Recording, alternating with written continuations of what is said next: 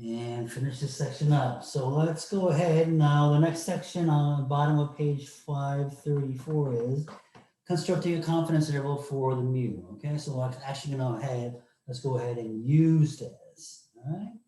So let's go to more books example on page 535. Page 535.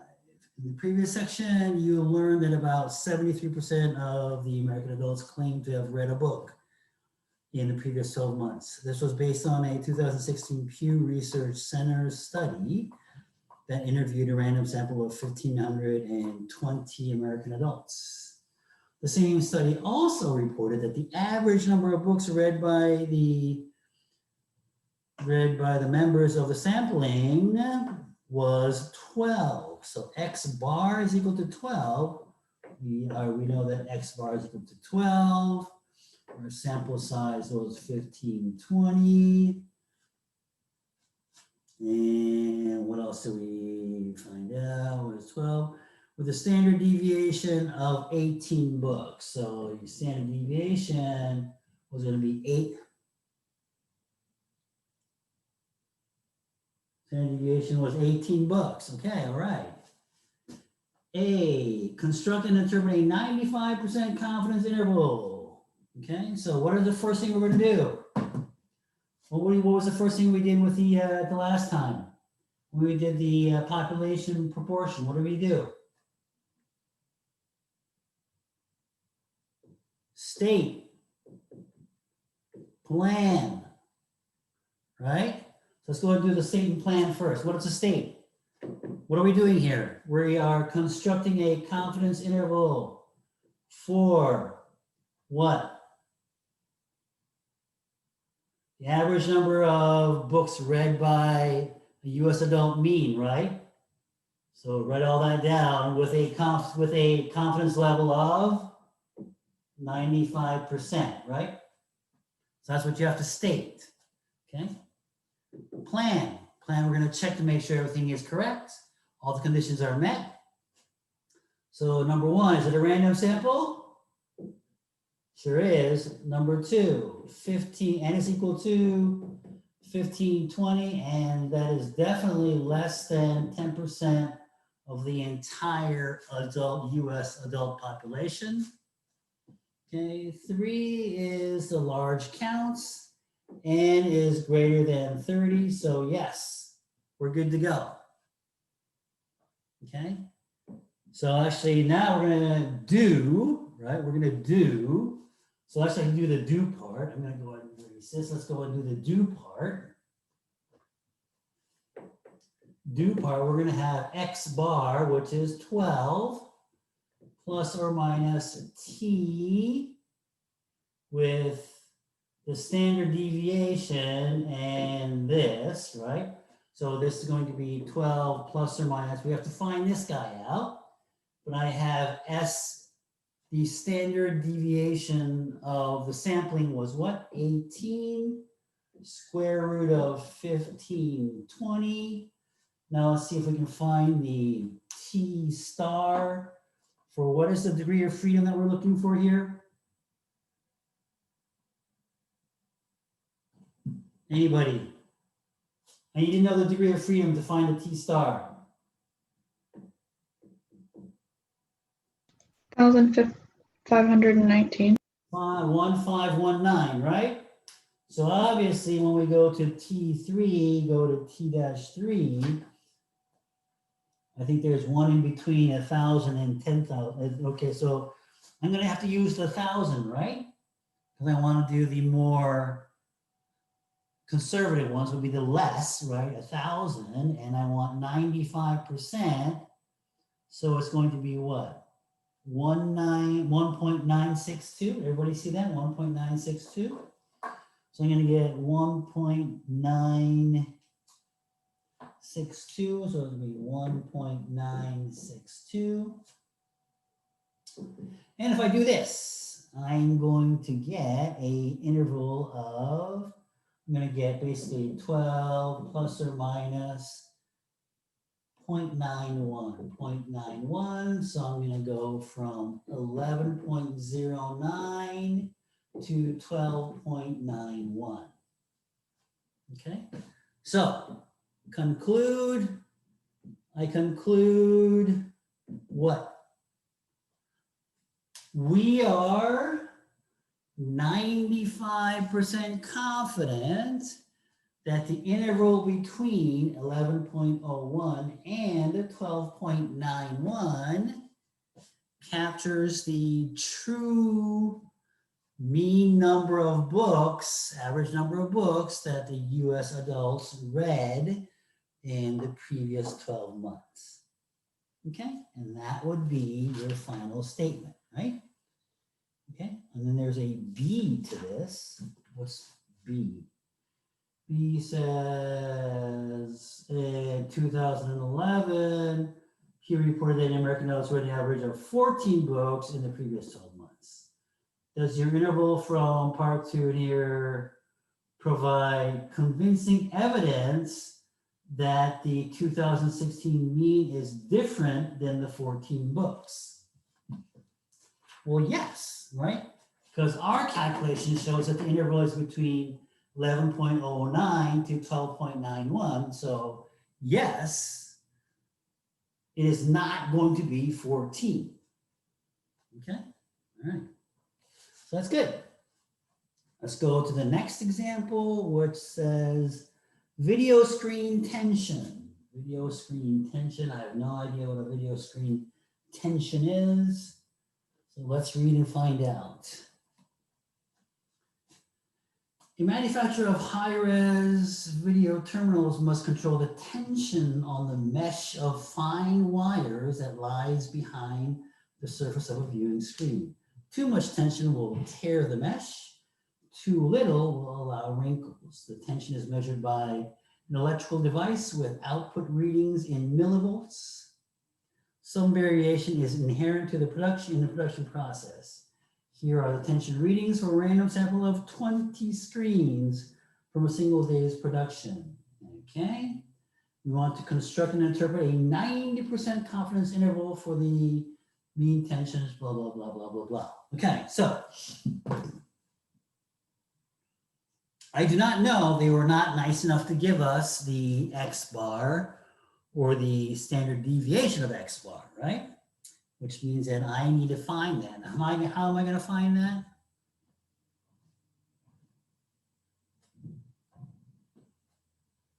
Caden, how am I going to find that?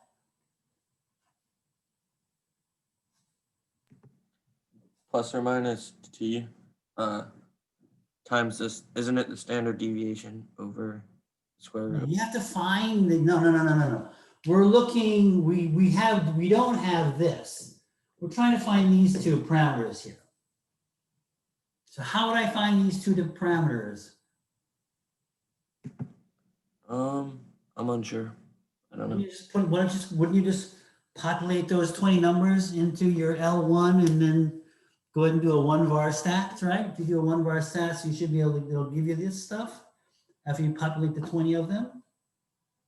All right, so that's how you would do it. Okay, let's go ahead and do the state, plan, and doing all that good stuff. So state.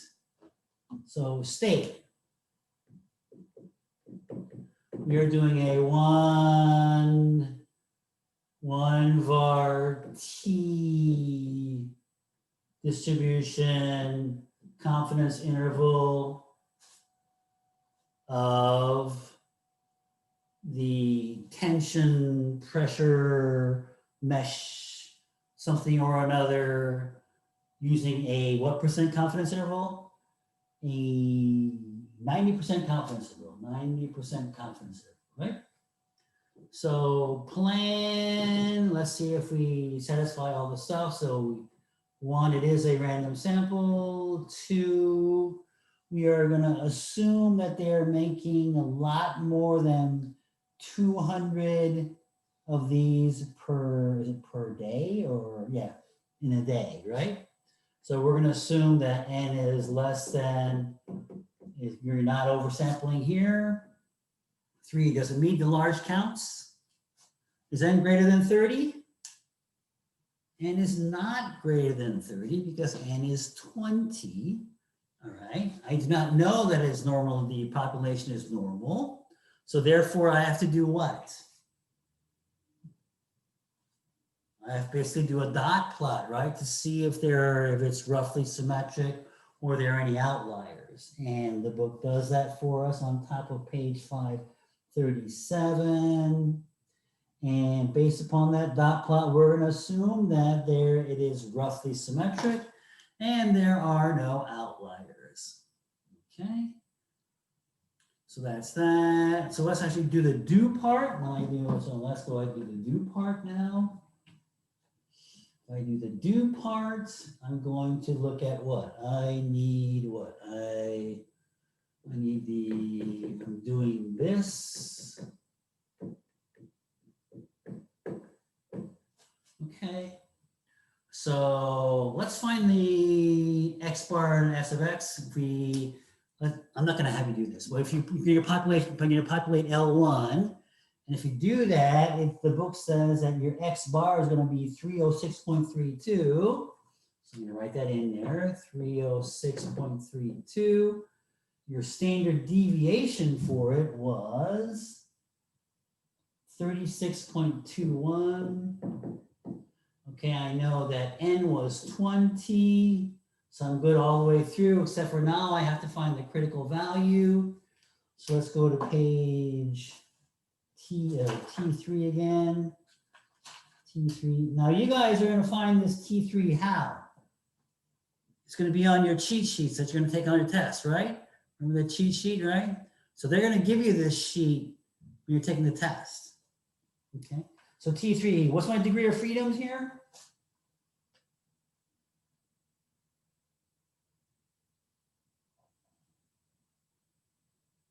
Cat, what's my degree of freedom?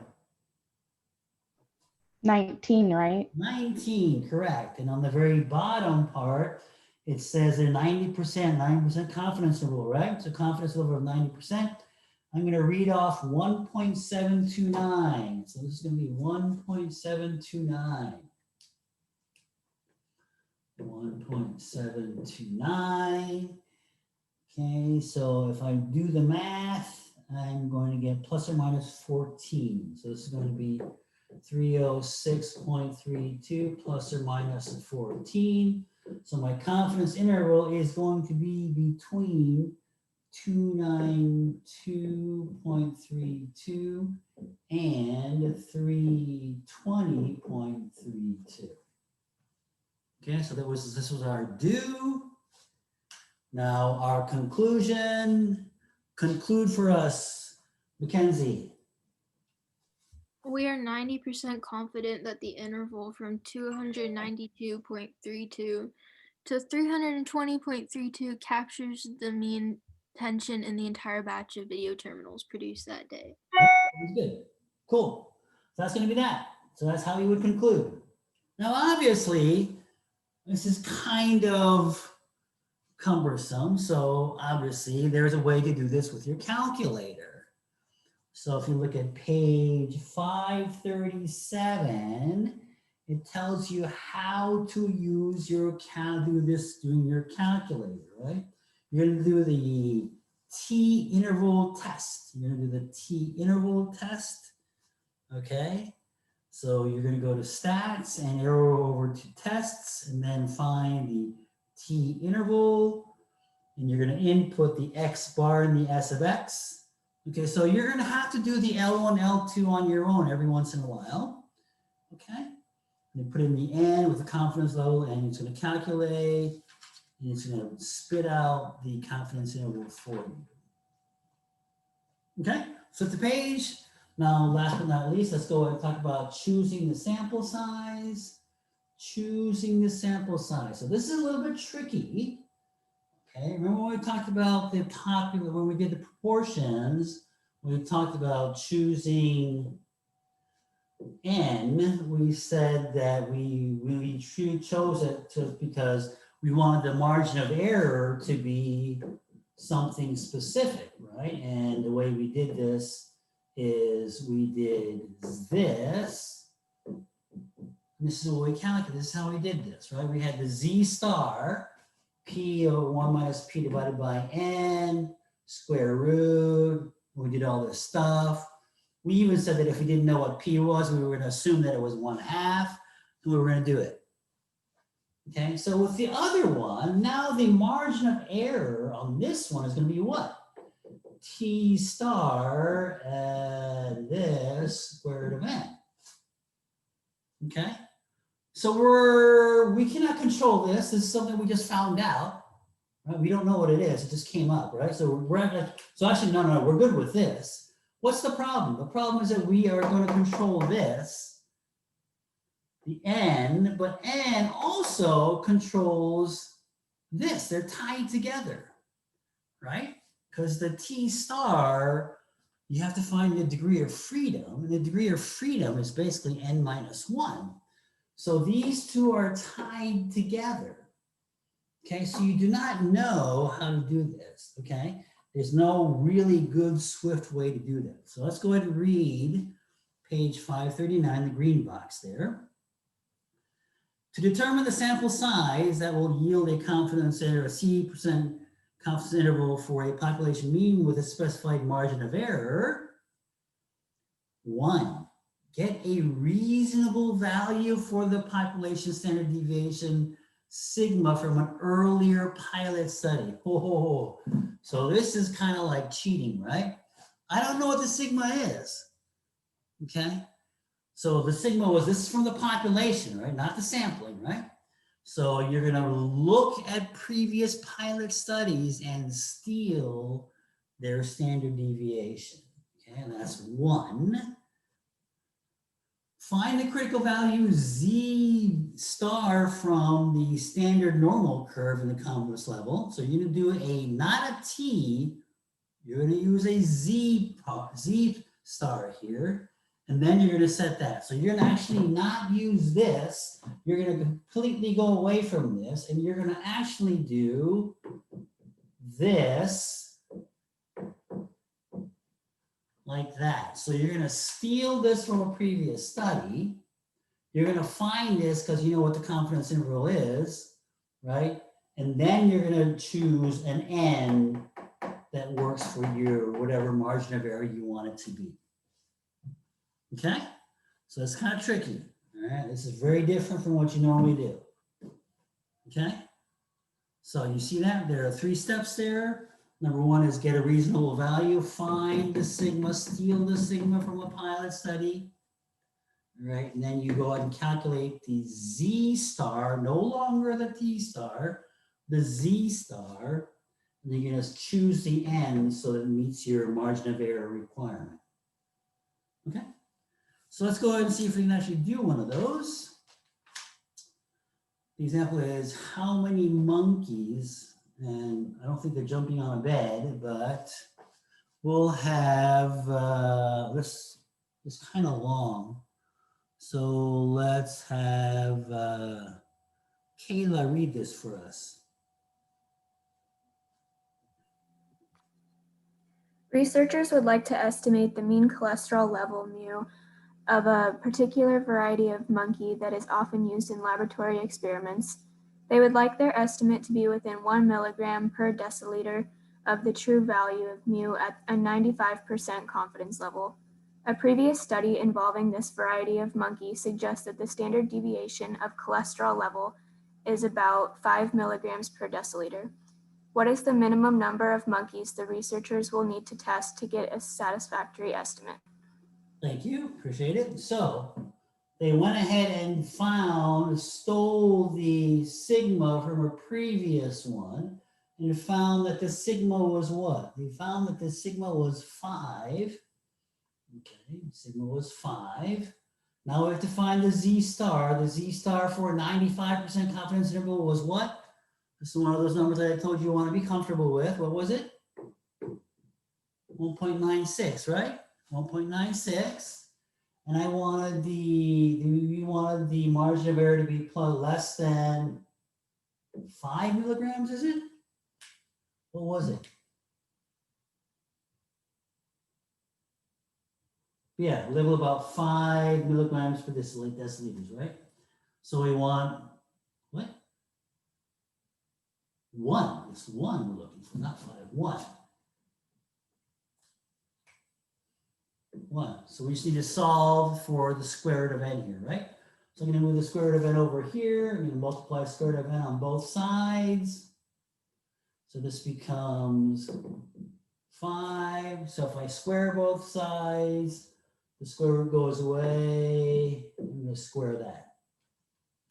Right, and if I do that, I get 96.04, so 96.04, n is greater than or equal to 96.04, but I do not have such a thing as 96.04 monkeys, right? So it'll be 97, right? Because this 96 won't work for us, 96 does not work, right? It has to be 97. Okay. Okay, and we're good, we're done. Okay, so